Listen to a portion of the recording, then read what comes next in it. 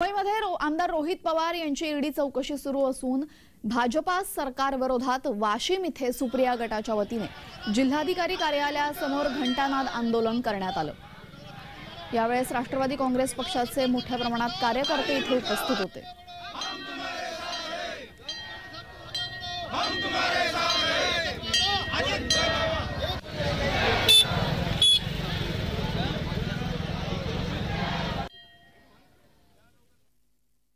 आमचे नेते आदरणीय रोहितदादा पवार यांना ईडीने चौकशीसाठी बोलावलं।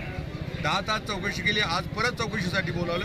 वास्तविक हे जे सगळे कामं चालू आहेत, 2010 साली ज्या लोकांना महाराष्ट्र स्टेट कोऑपरेटिव्ह बँकेचे गुन्हे दाखल करण्यात आले, यांचं प्रकरण 2012चं आणि त्या संचालक मंडळात सुद्धा नव्हते, पण ओढून ताडून एखाद्यावर जर गुन्हा दाखल करायचा झाला तर माणसं अशा पद्धतीने त्याच्यात कसे अडकवायचे हा सगळा प्रयत्न सगळ्या धरावून चालू आहे। आणि या सगळ्या प्रयत्नाचा निषेध आज पूर्ण महाराष्ट्रभर राष्ट्रवादीचे काँग्रेस कार्यकर्ते करत आहेत।